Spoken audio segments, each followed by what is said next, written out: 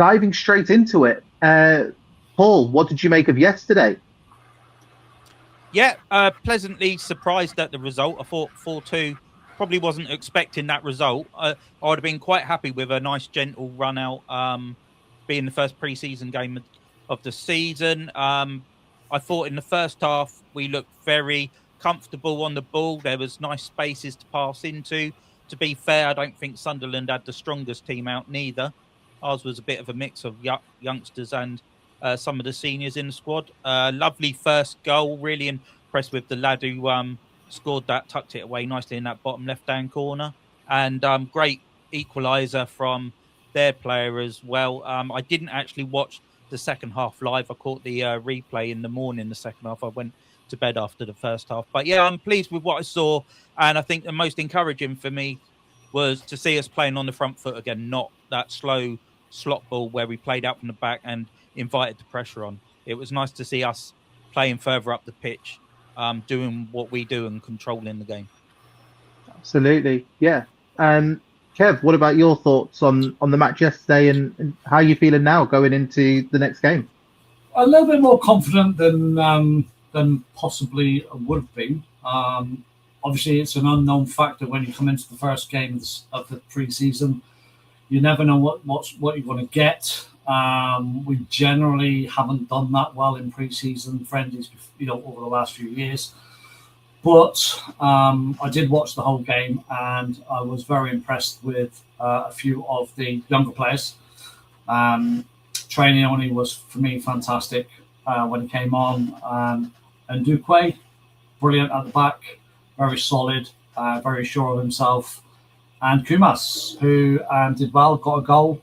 Obviously, we saw Dom come on in the second half, and Dom was very hungry. You could see that. And I think 4-2 was a just result. So I look forward to the next game against Wrexham. Hopefully, we'll get to see the players that played against Sunderland play in that game as well, and let's see if they can keep it up. Amazing. Absolutely. Trey himself, Trey Mioni, the young lad, had a stellar game. I think he was voted man of the match after it, having come on as a second half sub, which is great to see. Fabrice, your thoughts on the match yesterday, and do you think it's giving you enough to, I guess, understand where you think Iraola, or the way I should say Iraola would like to play going forward? So let me just confess, I didn't watch the game live. I just watched extended highlights. So you guys are a lot more well-versed in terms of the players and actually the style of play.